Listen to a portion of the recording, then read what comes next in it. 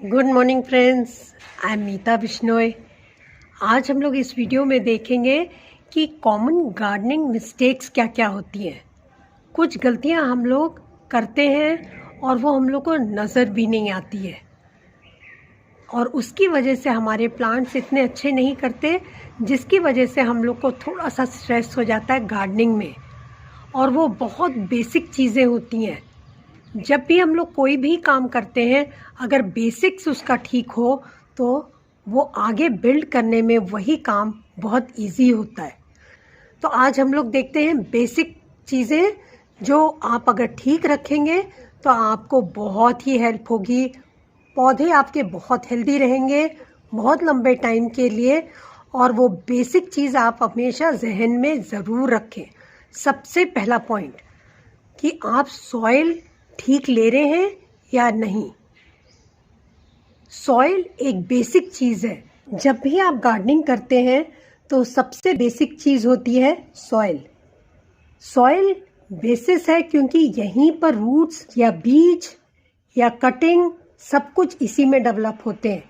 Roots जो होते हैं, जब तक रूट्स हेल्दी नहीं होंगी, जब तक प्लांट हेल्दी नहीं होगा। तो हम लोग को सॉइल लेनी कैसी है, कैसा स्ट्रक्चर होना चाहिए सॉइल का, तो ये आज बहुत इम्पोर्टेंट इशू हम लोग सबसे पहले इसीलिए डिस्कस कर रहे हैं, क्योंकि ये मेरे को लगता है अगर करेक्ट हो गया तो आपको गार्डनिंग में बहुत मदद मिलेगी। तो इसके लिए आप सॉइल का स्ट्रक्चर ऐसा रखें ताकि वो भुरभुरा रहे, पानी डालें और निकल जाए। मतलब देखिए, ये वाली सॉइल आपको बांधने में बहुत मुश्किल होगी, स्टिकी नहीं है। कुछ कंपोनेंट्स आप डाल सकते हैं अपने गार्डन सॉइल में ताकि वो प्लांट के लिए बहुत अच्छा रहे, गमलों के लिए बहुत अच्छा रहे और आपके प्लांट्स खूब अच्छे से डेवलप हो। सबसे पहला क्राइटेरिया है कि वो भुरभुरी हो, पानी डालें और निकल जाए। उसके लिए आप कुछ चीज़ें जो मिक्स करेंगे गार्डन सॉइल में, वो हो सकती हैं लीफ मोल्ड। लीफ मोल्ड होती है पत्ती की खाद, जो हम लोग जो देखते हैं पेड़ों में से पत्तियां झड़ती हैं जो रोड पे पड़ी रहती हैं, और अगर उनको क्रश करके यूज़ करें तब भी आप अपनी सॉइल को भुरभुरी बना सकते हैं। जो लीफ मोल्ड होता है वो क्या करते हैं, जो ये पत्तियां हैं इनको गला के, इनको मोल्ड की तरह बना के और नाइट्रोजन रिच फर्टिलाइज़र बन जाता है और वो बहुत टेक्सचर में थोड़ा रफ होता है। आपकी सॉइल हो सकता है थोड़ी सी लोमी हो, थोड़ी स्टिकी हो, मगर जैसे ही आप इसमें लीफ मोल्ड डालते हैं वो थोड़ी भुरभुरी हो जाएगी, ताकि पानी डालेंगे निकल जाएगा। एक और चीज़ जो आप अपने सॉइल में डाल सकते हैं इसका टेक्सचर इम्प्रूव करने के लिए, वो हो सकता है आप थोड़ा सा काउडंग मैन्योर डालें, वेल कंपोस्टेड। उससे दो चीज़ें होंगी। एक तो आपकी सॉइल न्यूट्रिशियस हो जाएगी।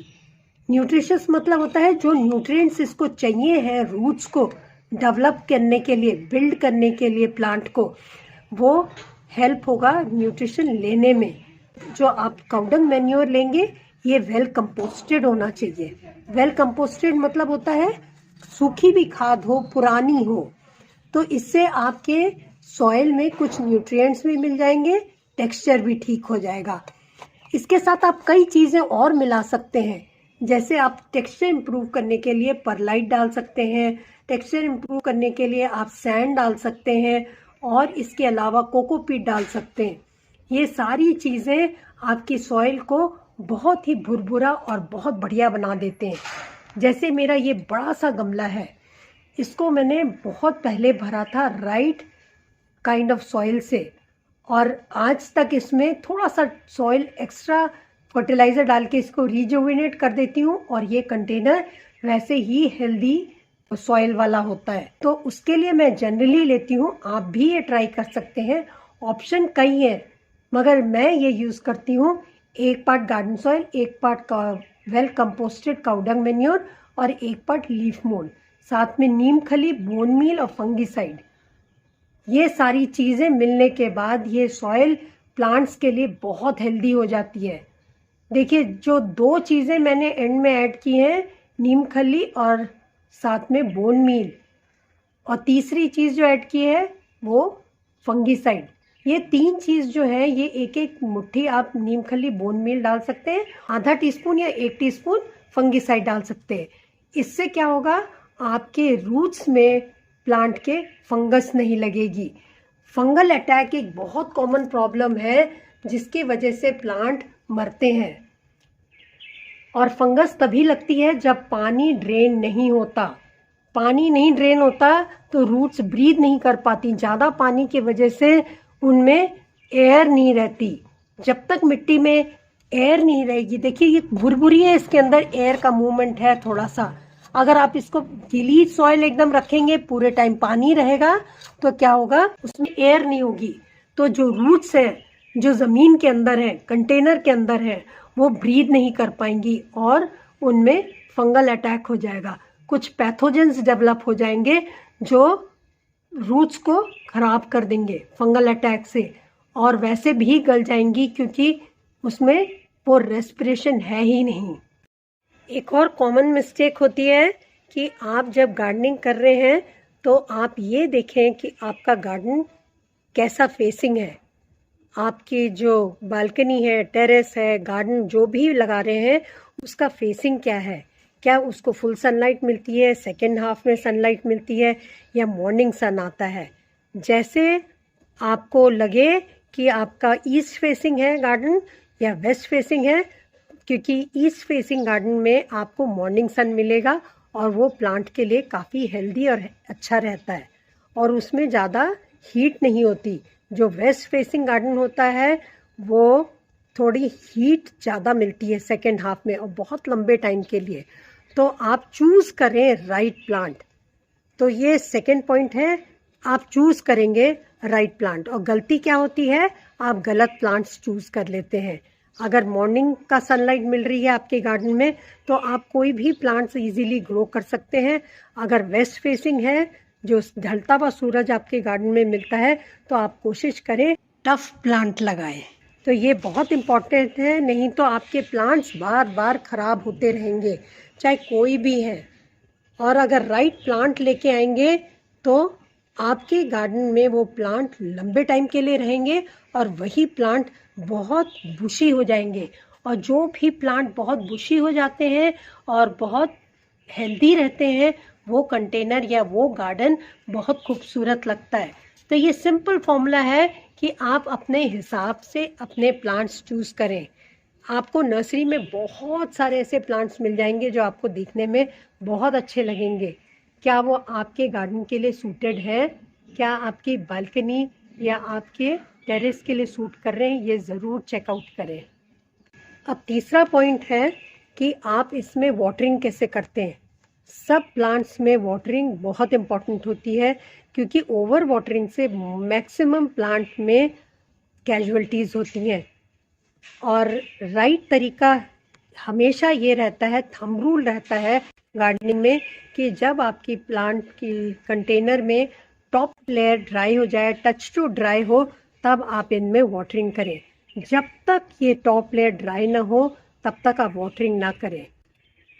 और पानी रुकने का एक और कारण होता है, मिट्टी ठीक नहीं है, या फिर आपके गमले के जो ड्रेनेज होल है वो ठीक नहीं खुला हुआ है।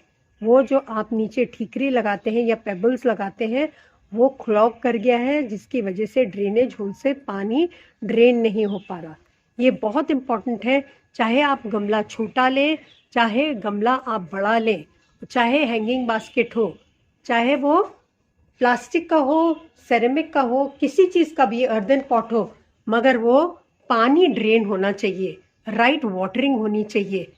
कुछ प्लांट्स होंगे जिनमें वाटरिंग ज़्यादा चाहिए होती है, जैसे हैंगिंग बास्केट्स में आपको ज़्यादा पानी की ज़रूरत पड़ेगी, क्योंकि और ऑफन पड़ेगी। जो बड़े गमले हैं उनमें आपको फ्रीक्वेंसी इतनी ज़्यादा नहीं रखनी पड़ेगी, क्योंकि गमले कंटेनर थोड़े बड़े हैं आपके, और पानी उनमें काफ़ी नीचे तक रहता है।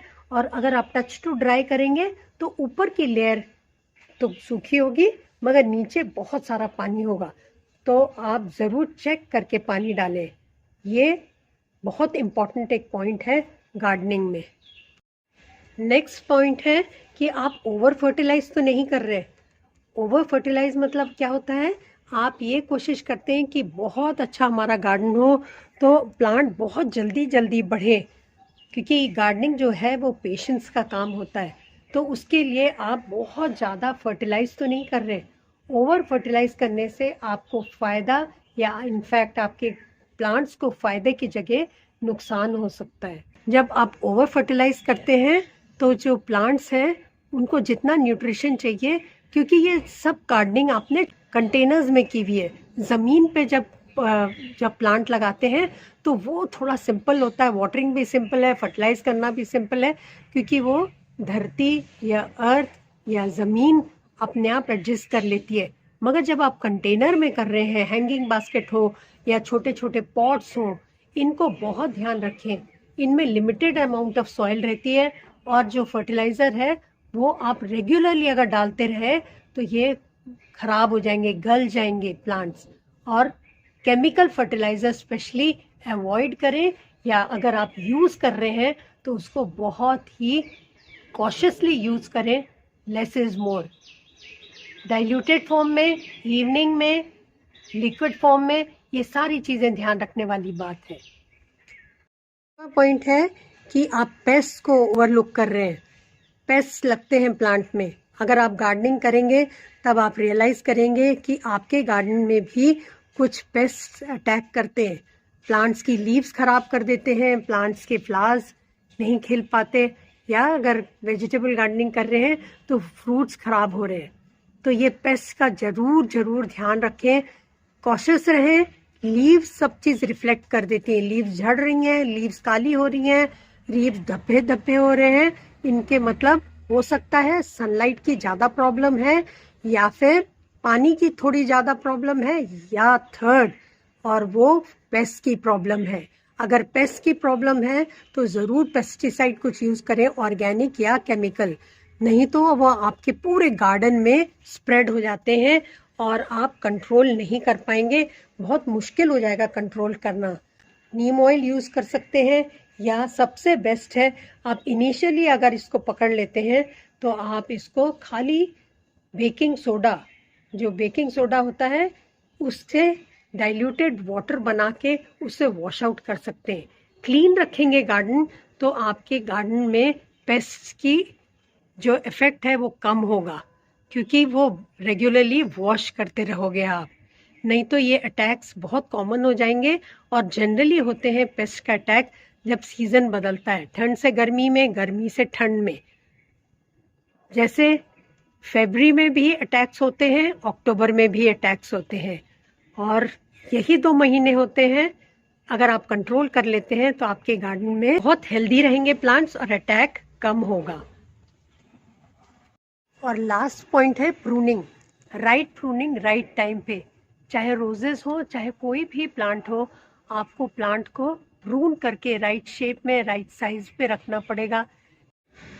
प्लांट्स की जो भी डेड स्टेम्स हैं, डेड लीव्स हैं, ये सारी आप हटाते रहें, प्लांट्स क्लीन रखें। और प्रून करने से एक और एडवांटेज होता है कि इसमें नई नई ग्रोथ होती है। नई ग्रोथ होगी, नए स्टेम में ही खूब सारी फ्लावरिंग और बडिंग होगी। Thanks for watching.